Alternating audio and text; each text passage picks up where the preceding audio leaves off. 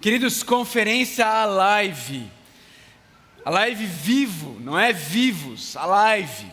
Hoje em dia as coisas são tão fake que é até difícil você saber quem está vivo e quem está morto.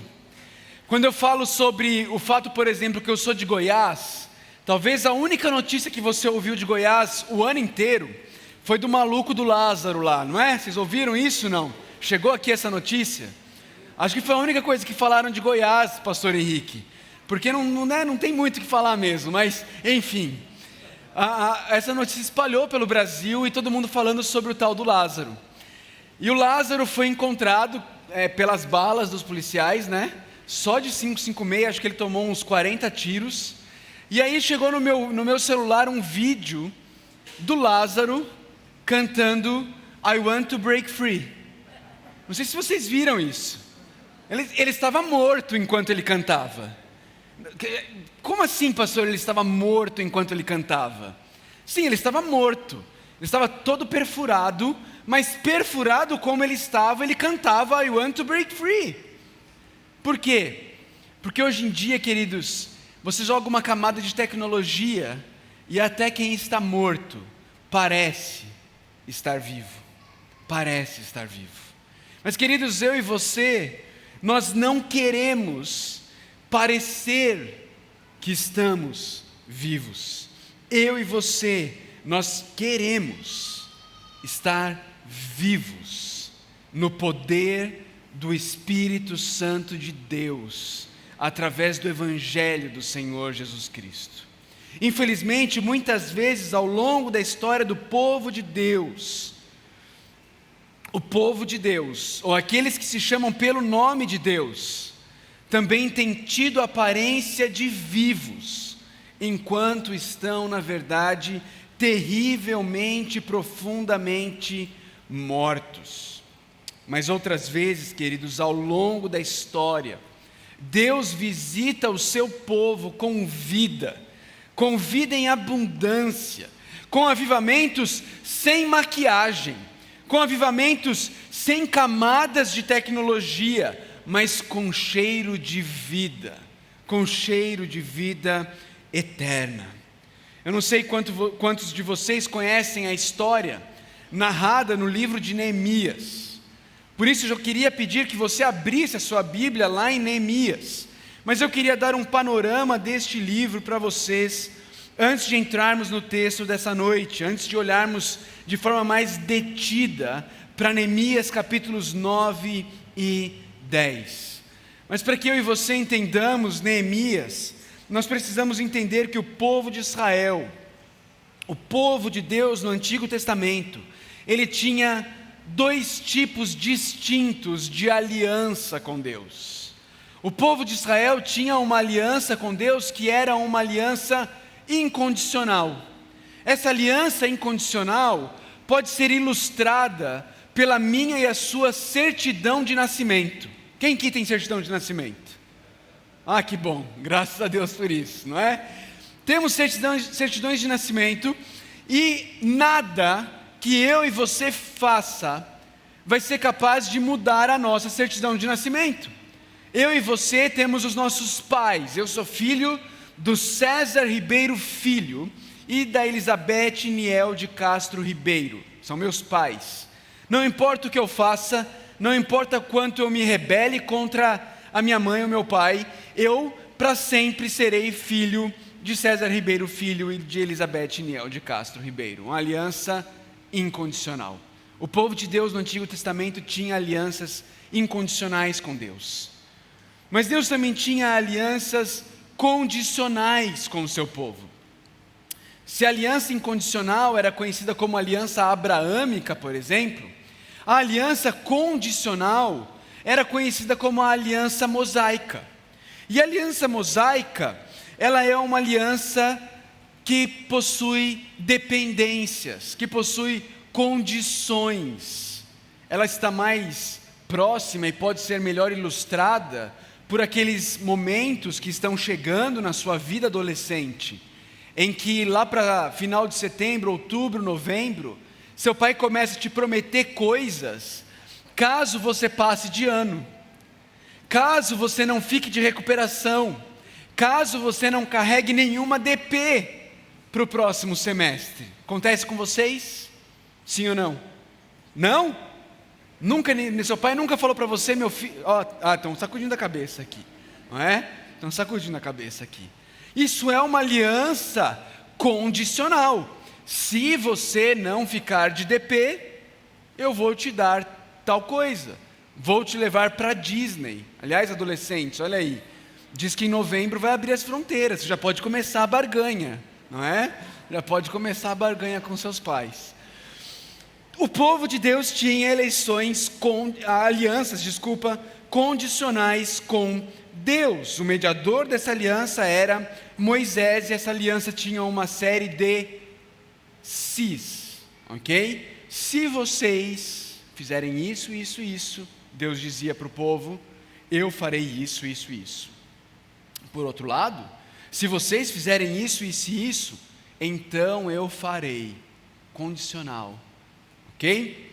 E queridos, quando a gente olha para os profetas do Antigo Testamento, basicamente o que eles estão fazendo é pegar as alianças que Deus fez, especialmente a aliança condicional de Deus com o seu povo, e aplicar essas alianças ao povo de suas épocas. Dessa forma, Isaías, Abacuque, Jeremias estavam sempre chamando o povo ao arrependimento e a conformar a vida deles com as alianças que Deus havia feito. Mas infelizmente, existiam outras pessoas no meio do povo que não queriam que o povo ouvisse a voz de Deus. Está com a Bíblia em Neemias? Põe o dedo lá e vai para Jeremias 23. Enquanto Jeremias vivia dizendo para o povo que eles precisavam se arrepender, que eles precisavam voltar a viver nos caminhos do Senhor, porque senão Deus traria juízo através de um povo estrangeiro. Existiam pessoas no meio do povo de Deus, dizendo coisas que a gente vê lá em Jeremias 23, 17. Vivem dizendo àqueles que desprezam a palavra do Senhor, vocês terão paz. E a todos os que seguem a obstinação dos seus corações dizem, vocês não sofrerão desgraça alguma.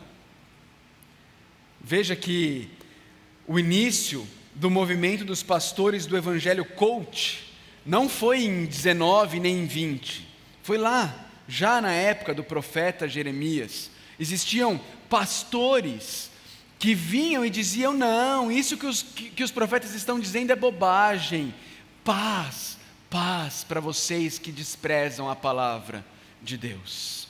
Qual foi o resultado, queridos?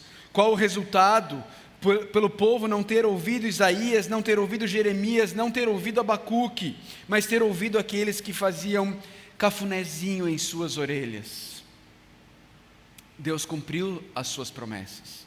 Ele sempre cumpre as suas promessas. E assim, Deus envia a Babilônia, e a Babilônia vem e destrói Jerusalém. A Babilônia vem e destrói a cidade santa e leva cativo o povo remanescente ali em Jerusalém. O povo então, o povo particular do Deus Criador dos céus e da terra, é subjugado, é zombado, é humilhado. Vocês se lembram do salmista dizendo, junto aos rios da Babilônia? Vocês lembram disso? Os nossos feitores falavam, canta aí para a gente. E eles diziam, como cantaremos? Esse foi o destino do povo de Deus, porque Deus cumpriu a sua promessa.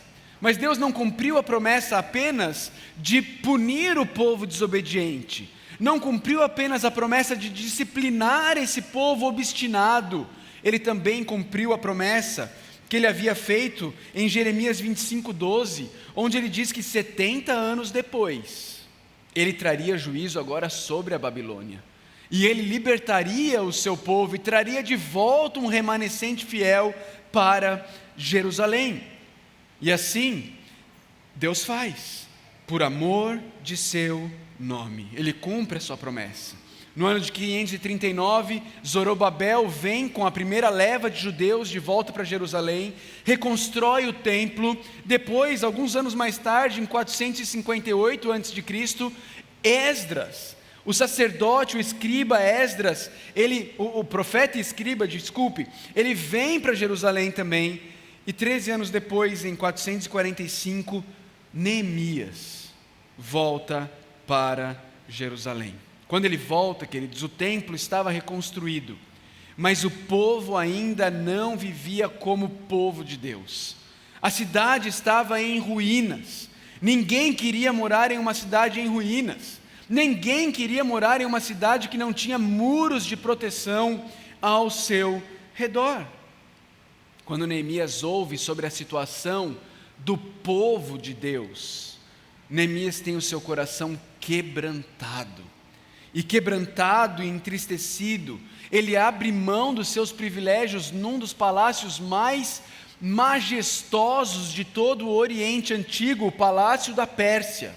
Ele abre mão dos seus privilégios ali no Palácio da Pérsia e vai para Jerusalém, morar entre os escombros da cidade santa, para ser usado por Deus, muito mais do que para reconstruir tijolos, para reconstruir a vida comunitária do povo de Deus. Reconstrói essa vida comunitária do povo de Deus, para que a adoração ao Deus dos céus pudesse ser retomada pelo povo que Deus havia escolhido para ser o seu povo particular. Com muita perseguição, em 6 meses, o povo de Deus reconstrói os muros ao redor de Jerusalém. As pessoas são escolhidas para vir morar na cidade santa, que não era nenhum privilégio, ninguém queria morar lá, mas alguns se voluntariam e vão morar em Jerusalém. E então, depois de 6 meses, os muros estão prontos. E você vai ler no versículo 1 do capítulo 8 de Neemias, aí na sua Bíblia, que quando chegou o 7º mês, e os israelitas tinham se instalado em suas cidades, todo o povo juntou-se como se fosse um só homem na praça, em frente da porta das águas. Pediram ao escriba Esdras que trouxesse o livro da lei de Moisés, que o Senhor dera a Israel. Assim, no primeiro dia do 7º mês, o sacerdote Esdras trouxe a lei diante da assembleia, que era constituída de homens, tem homens aqui? Mulheres, temos mulheres aqui? E quem mais? E de todos os que podiam entender. As crianças também estavam lá, as que podiam entender, não é? As que podiam entender. E aí o versículo 3 nos diz: ele leu a lei do Senhor, a palavra de Deus em voz alta, desde o raiar da manhã até o meio-dia. Quantas horas de culto, irmãos? Façam as contas, desde o raiar da manhã até o meio-dia, quantas horas de culto? 6 horas de culto, 6 horas de culto, em frente da porta das águas, na presença dos homens, mulheres e de outros que podiam entender, e todo o povo ouvia com atenção a leitura do livro da lei.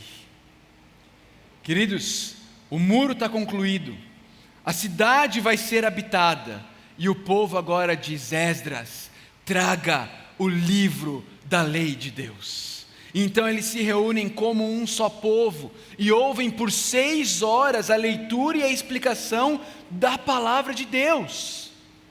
Então, queridos, nos capítulos 9 a 12, nós temos a descrição das marcas de um avivamento bíblico, capítulos 9 e 10, e dos resultados de um avivamento bíblico, capítulos 11 e 12. Nessa noite, nós vamos ver as marcas de um avivamento bíblico, os capítulos 9 e 10 de Esdras. Queridos, como fruto de 6 horas da leitura e explicação da palavra de Deus, Deus traz um verdadeiro avivamento. Não um avivamento de aplicativo, não é? Com camadas de tecnologia que fazem mortos parecer que estão vivos, mas um avivamento real na vida do seu povo. Um povo que havia passado séculos vivendo como um povo que fedia como trapos de imundícia, enquanto achava que estava vivo. Agora Deus traz a fragrância da vida para o meio do seu povo. E eu queria então essa noite que você percebesse comigo nos capítulos 9 e 10 de Neemias 3 marcas de um avivamento bíblico. Quero que você ouça com fé a leitura de Neemias capítulo 9, versos 1 a 5. E depois deixe a sua Bíblia aberta, porque nós vamos voltar para a palavra de Deus o tempo inteiro. Neemias capítulo 9, versos 1 a 5. No 24º dia do mês, os israelitas se reuniram, jejuaram, vestiram pano de saco e puseram terra sobre a cabeça. Os que eram de ascendência israelita tinham se separado de todos os estrangeiros. Levantaram-se nos seus lugares, confessaram os seus pecados e a maldade dos seus antepassados, ficaram onde estavam e leram o livro da lei do Senhor, do seu Deus, durante 3 horas. E passaram outras 3 horas, confessando os seus pecados e adorando o Senhor, o seu Deus. Em pé, na plataforma estavam os levitas Jesua, Bani, Cadmiel, Sebanias, Buni, Serebias, Bani e Kenani, que em alta voz clamavam ao Senhor, o seu Deus. E os levitas Jesua, Cadmiel, Bani, Asbaneias, Serebias, Odias, Sebanias e Petaías conclamavam o povo dizendo: levantem-se e louvem o Senhor, o seu Deus, que vive para todo o sempre. Bendito seja o teu nome glorioso. A tua grandeza está acima de toda expressão de louvor. Queridos, depois de serem avivados por 6 horas de leitura e explicação da palavra de Deus, o povo se reúne novamente, e ele se reúne em típicas expressões de lamento. O texto nos diz no versículo 1, que eles estavam agora lidando com os seus pecados, jejuando, com pano de saco, terra sobre a cabeça. Nos versos 2 e 3 nós vemos confissões de pecados, mais um culto de 6 horas, vocês perceberam aí? Mais um culto de 6 horas, 3 horas de Bíblia, e 3 horas confessando o pecado e adorando ao Deus perdoador dos nossos pecados. Queridos, isso aqui é um avivamento. Eu me lembro quando eu era menino, lá em Atibaia, interior de São Paulo, eu um adolescente. Eu me lembro que uma vez, numa reunião de adolescentes aqui, chama UP, não é isso? Como se fosse uma reunião do UP, um culto do UP. A gente estava lá reunido, e a palavra de Deus foi pregada, e o Espírito de Deus convenceu a gente do pecado de tal forma, que sem o pastor pedir que isso acontecesse, um a um, nós começamos a nos levantar e confessar pecados para os nossos irmãos. Um irmão se levantou e falou assim: pastor, eu preciso confessar, eu tenho inveja do meu irmão fulano, e por isso eu falo mal dele, por isso toda vez que eu tenho oportunidade eu faço brincadeiras para diminuí-lo, porque eu o invejo, pastor, eu o invejo. E começaram a pipocar confissões de pecado. Confissões de pecado. Queridos, a confissão de pecado, sem dúvida alguma, é uma das marcas de um avivamento bíblico, e nós vamos falar mais sobre ela daqui a pouquinho. Mas ainda aqui nos primeiros versículos de Neemias 9, nós temos uma outra marca de um verdadeiro avivamento bíblico. Veja o versículo 5. No versículo 5, nós vemos os levitas dizendo para o povo: levantem-se e louvem o Senhor, o seu Deus, que vive para todo o sempre. E aí o povo diz: bendito seja o teu nome glorioso, a tua grandeza está acima de toda expressão de louvor. Queridos, a primeira marca que eu quero destacar com vocês de um avivamento bíblico é a capacidade dada por Deus ao povo de Deus, para que este povo consiga ver a Deus como Deus realmente é. Nós ganhamos novos olhos, novas lentes são colocadas sobre nossos olhos, e agora a gente consegue enxergar Deus de uma forma um pouquinho mais semelhante ao que Ele realmente é, a ponto da gente olhar para Deus e falar assim, é o que o povo está dizendo aqui, Deus, não tem como fazer uma música que seja digna e que consiga expressar a grandeza e a beleza do Senhor, está além de toda expressão de louvor. É isso que o povo está vendo. O povo está conseguindo enxergar Deus como Deus realmente é. Queridos, visão de Deus todos nós temos. Todos nós vemos Deus de alguma forma. Alguns têm uma visão própria e, portanto, idólatra de Deus. Outros possuem uma visão bíblica de Deus, mas parecem não compreender a grandeza dessa visão. Parecem não entender com quem estão lidando. Você esteve perto de alguém importante ou famoso, que você não tinha a menor ideia de que essa pessoa era importante ou famosa? Não é? Às vezes alguns de nós agem com Deus e lidam com Deus dessa forma. Mas queridos, quando um avivamento bíblico acontece, a majestade de Deus toma conta de nossos corações de tal forma que eu e você, nós somos tomados pela glória de Deus, como Isaías foi na visão que ele teve do Senhor. Gosto muito da maneira como o pastor John Piper ilustra isso, e eu peço que os irmãos não se ofendam com o que eu vou fazer aqui agora, mas o pastor John Piper diz que quando nós temos essa visão apropriada de Deus, não é como se eu e você estivéssemos olhando num microscópio e vendo algo pequenininho aumentado, mas é como se a Bíblia, a palavra de Deus, fosse um telescópio, uma luneta nos nossos olhos, que fizesse com que eu e você olhássemos para Deus da mesma forma como vemos as estrelas, que são enormes, mas com nossos olhos humanos, nós as vemos pequenininhas. Com o telescópio, nós vemos elas um pouquinho mais perto do tamanho que elas realmente têm. Queridos, é isso que acontece no avivamento bíblico.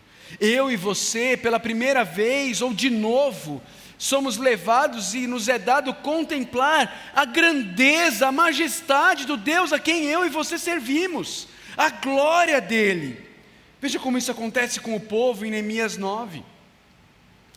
O povo começa a ser lembrado de quem é esse Deus, e então eles veem em Neemias 9, versículo 6, que esse Deus é o Criador do universo. Só Tu és Senhor, fizeste os céus, os mais altos céus, tudo que neles há, a terra e tudo que nela existe, os mares e tudo que neles existe. Tu deste vida a todos os seres, e os exércitos dos céus te adoram. Este é o Deus a quem nós servimos. Ele é um Deus criador, Ele é um Deus que dá vida, Ele fez todas as coisas. Confissão de pecados não faz o menor sentido sem o reconhecimento de que os nossos pecados são contra o Criador dos céus e da terra, o doador e o sustentador da vida. Mas esse Deus criador não é apenas criador. Veja versos 7 e 8. Tu és o Senhor, o Deus que escolheu Abraão, trouxe-o de Ur dos caldeus e deu-lhe o nome de Abraão, visto que o coração dele era fiel, e fizeste com ele uma aliança, prometendo dar aos seus descendentes a terra dos cananeus, dos hititas, dos amorreus, dos ferezeus, dos jebuseus, dos gigazeus, e cumpriste a tua promessa, porque tu és justo. Esse Deus criador, ele também é um Deus pai, é um Deus que forma um povo, é um Deus que escolhe um homem, e deste homem faz a sua nação, o seu povo, de quem ele se torna pai. Mas além de criador e pai, Deus também é um Deus resgatador. Versos 9 a 12 relatam o resgate que Deus faz do seu povo, lá do Egito. Veja que interessante como no versículo 10, diz que Deus tirou o povo de lá, pois sabias com quanta arrogância os egípcios os tratavam. Deus age resgatando o seu povo por causa da arrogância dos egípcios. Mas esse Deus criador, Pai, resgatador, também é um Deus que se relaciona com o seu povo. E Ele se relaciona com o seu povo em seus próprios termos. Veja o versículo 13. No versículo 13 diz assim: Tu desceste ao Monte Sinai. Tu desceste ao Monte Sinai. E esse Deus que desceu ao Monte Sinai deu ordenanças, deu leis, deu decretos, deu mandamentos, e estes são justos, verdadeiros, excelentes. Queridos, este é o nosso Deus, um Deus que desceu para se relacionar conosco, comigo e com você. E os mandamentos que Ele nos dá são mandamentos justos, mandamentos bons, mandamentos excelentes. E o próprio povo aqui reconhece no verso 14 o sábado como um desses. Que Deus é esse que dá ordem para a gente descansar? Olha o mandamento de Deus: tirem um dia da semana para vocês descansarem, para vocês descansarem do seu trabalho. Esse é um Deus bom, esse é um Deus que nos ama, é um Deus que também é um Deus provedor. Versículo 15 fala sobre isso: maná descendo do céu, Deus cuidando do seu povo, provendo para o seu povo. Queridos, ao contemplar toda a grandeza de Deus, a glória, a majestade de um Deus criador, um Deus que é Pai, resgatador, um Deus relacional, um Deus provedor, o povo então abaixa suas cabeças e começa a olhar para dentro deles. Acompanhe comigo a leitura do verso 16, 17, 18, 26 e 29. Veja comigo, 16.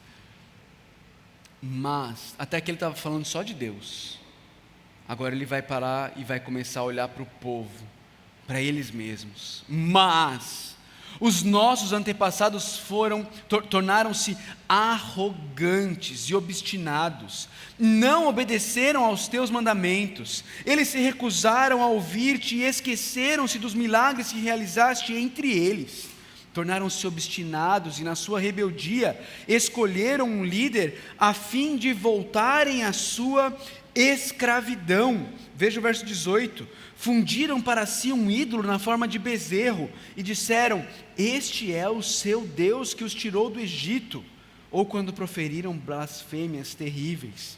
Verso 26: eles foram desobedientes, se rebelaram contra ti, deram as costas para a tua lei, mataram os teus profetas que os tinham advertido que se voltassem para ti, e te fizeram ofensas detestáveis.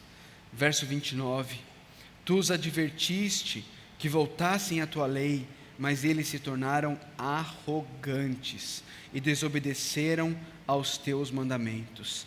Pecaram contra as tuas ordenanças, pelas quais o homem vive, se lhes obedece. Com teimosia te deram as costas, tornaram-se obstinados e recusaram a ouvir-te. Queridos, verso 16 e verso 29 diz que o povo de Deus se tornou arrogante. Quem eram os arrogantes que o verso 10 já havia descrito? Os egípcios, contra quem Deus age para libertar o povo dele, porque eles estavam agindo com arrogância.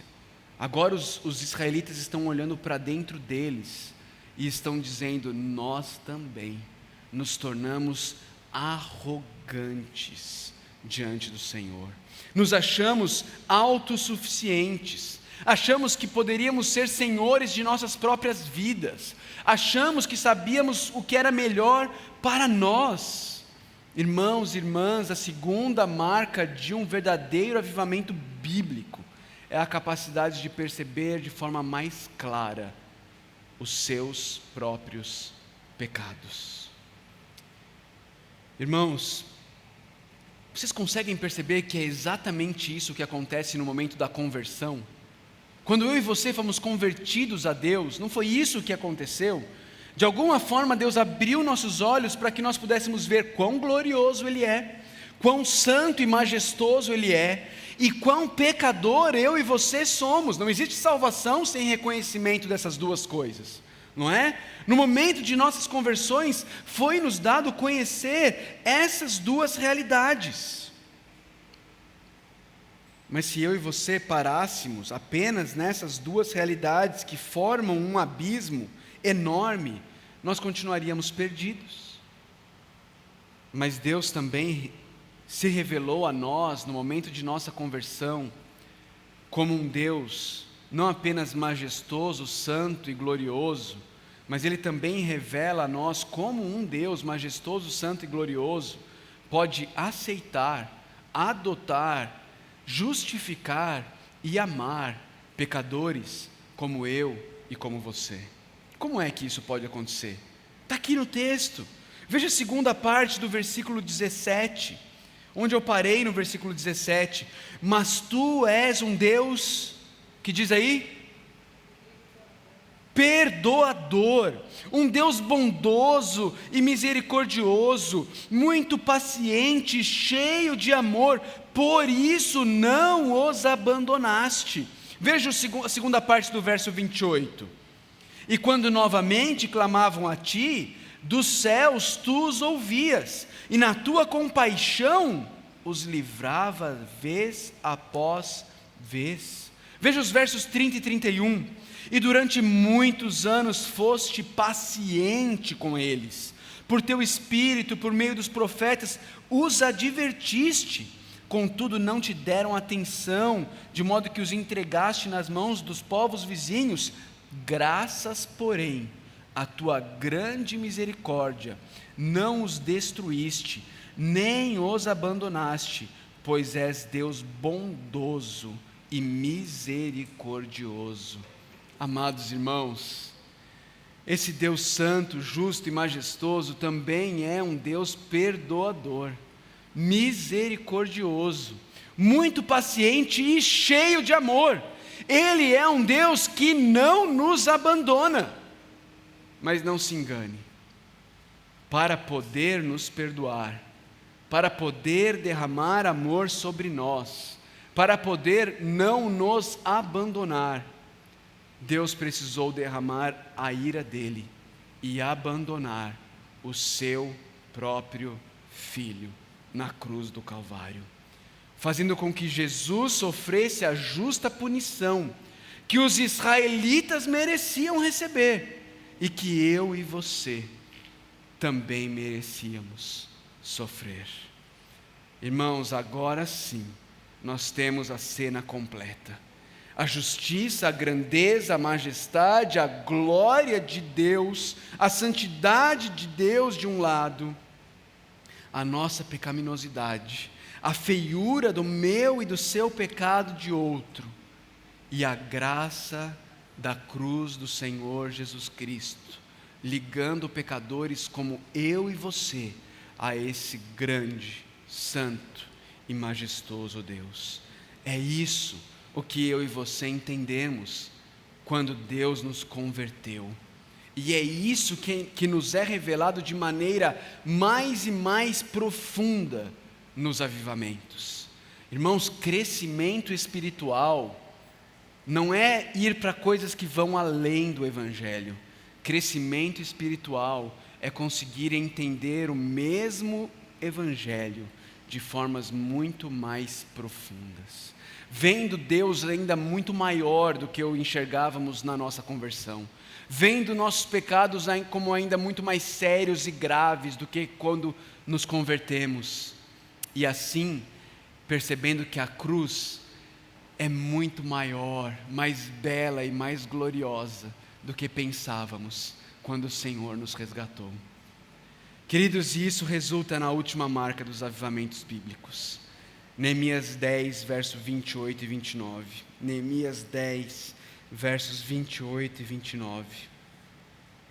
O restante do povo, sacerdotes, levitas, porteiros, cantores, servidores do templo e todos os que se separaram dos povos vizinhos por amor à lei de Deus, com suas mulheres e com todos os seus filhos e filhas capazes de entender, agora se une a seus irmãos os nobres, e se obrigam, sob maldição e sob juramento, a seguir a lei de Deus dada por meio do servo de Deus, Moisés, e a obedecer fielmente todos os mandamentos, ordenanças e decretos do Senhor, o nosso Deus. Meus irmãos, a terceira marca de um avivamento verdadeiramente bíblico é o desejo por santidade.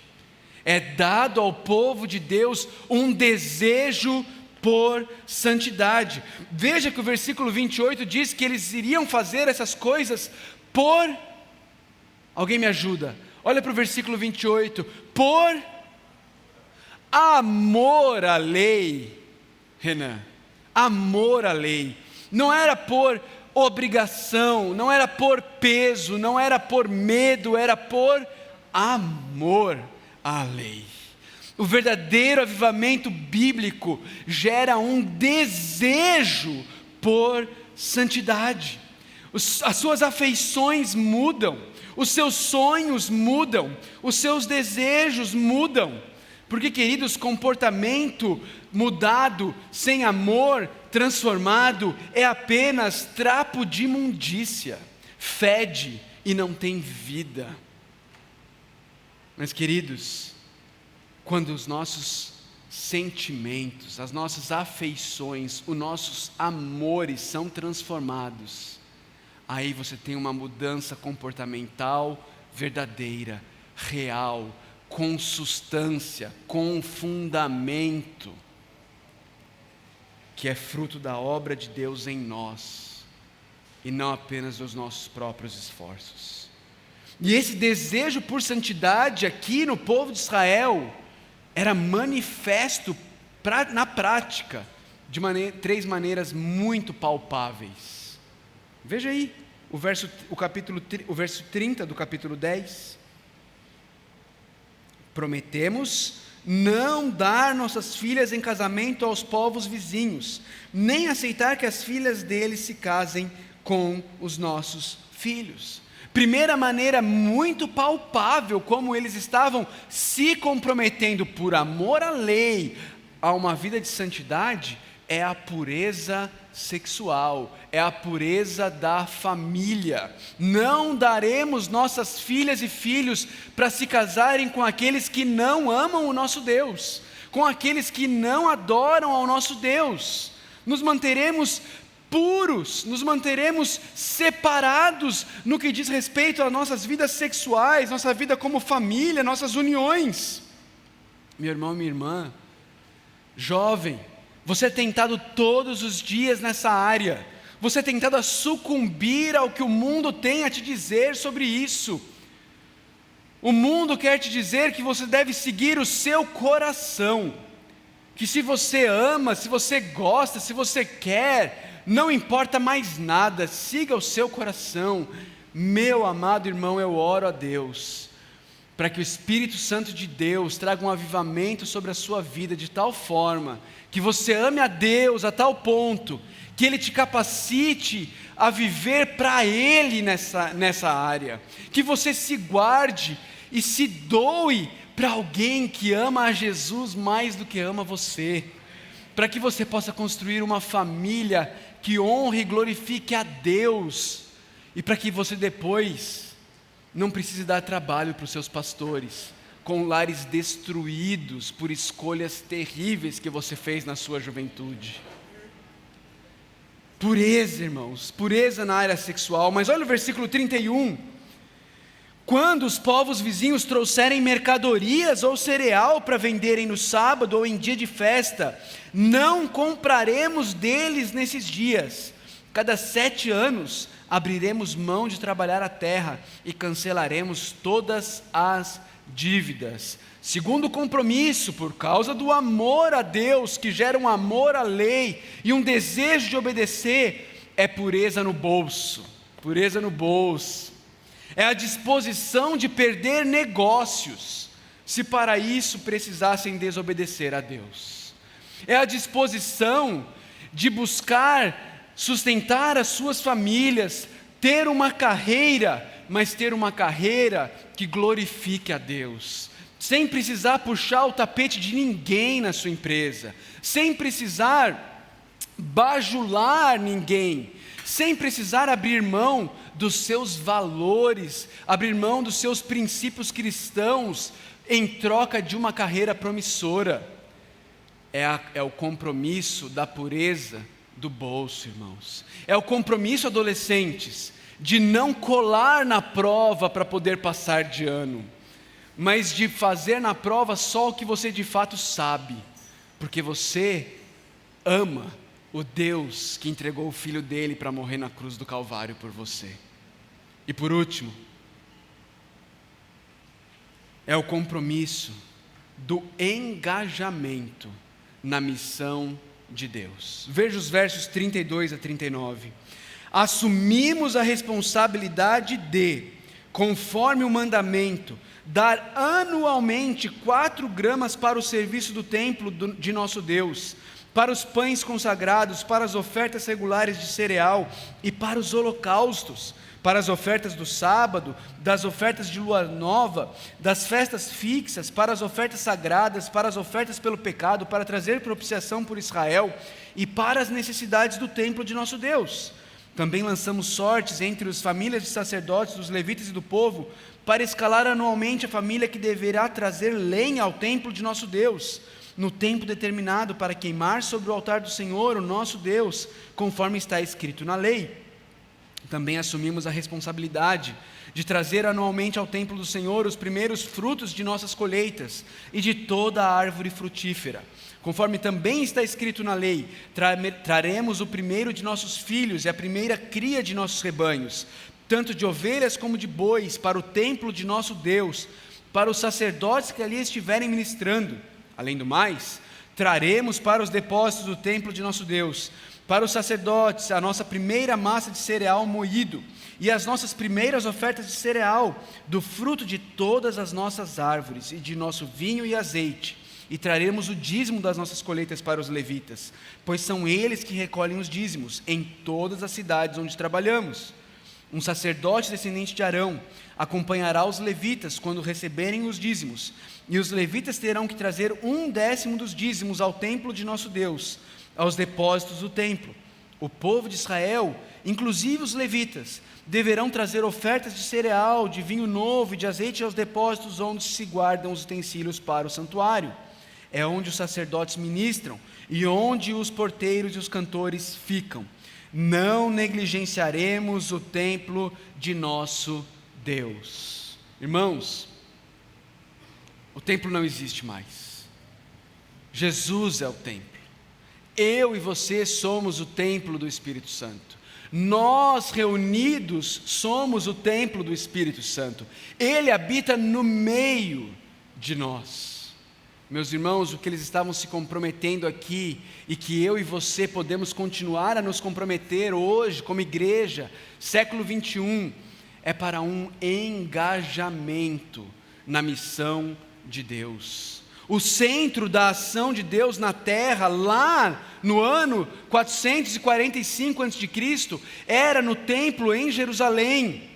Hoje, meus irmãos e irmãs, o centro da atuação de Deus na terra são as milhões de pequenas e grandes igrejas que Deus tem espalhadas por toda a terra. E Ele chama a mim e a você a nos engajarmos na missão dEle, da mesma forma como Ele chamava os israelitas a se engajarem na missão no templo, fazendo e doando para que o templo pudesse existir, para que as atividades do templo pudessem acontecer, para que o povo de Deus pudesse adorar a Deus de forma coletiva. Ele chama a mim e a você hoje a continuarmos nos comprometendo por amor a Deus, a nos doarmos, para que a ação de Deus se espalhe por toda a terra. E isso envolve o meu e o seu bolso, isso envolve o meu e o seu tempo, isso envolve as minhas e as suas forças, nos dedicando e nos doando à missão deste Deus glorioso, que salva pecadores, através da cruz do seu Filho, o Senhor Jesus Cristo. Minha última palavra é para vocês, pais que estão aqui, e eu vejo que já tem alguns. Da mesma forma como esses pais, no versículo 36, entregavam os seus filhos no templo, pais, eu quero desafiar vocês. Tenham visões mais elevadas para os seus filhos do que a de que eles sejam engenheiros, médicos ou advogados, por melhores e necessárias que essas profissões sejam. Mas e se o seu Deus, que te chamou, chamar o seu filho para ser um plantador de igrejas, um missionário, um pastor, você está disposto? Você está disposto, meu irmão, minha irmã? Jovens que estão aqui, vocês estão dispostos a, por amor a Deus, se engajarem na missão dele, aqui dentro da Oceânica, aonde vocês estão espalhados por Niterói, e se ele te chamar, nos outros cantos do Rio de Janeiro, do Brasil e do mundo, vamos? É isso que o avivamento faz. Eu ouvi uns améns muito poucos quando eu falei vamos. Vamos, irmãos! Amém? Vamos, vamos. E enquanto vamos, mantenhamos diante de nossos olhos a beleza do nosso Deus, a feiura dos nossos pecados e a glória da cruz que salva pecadores como eu e você. Louvado seja Deus.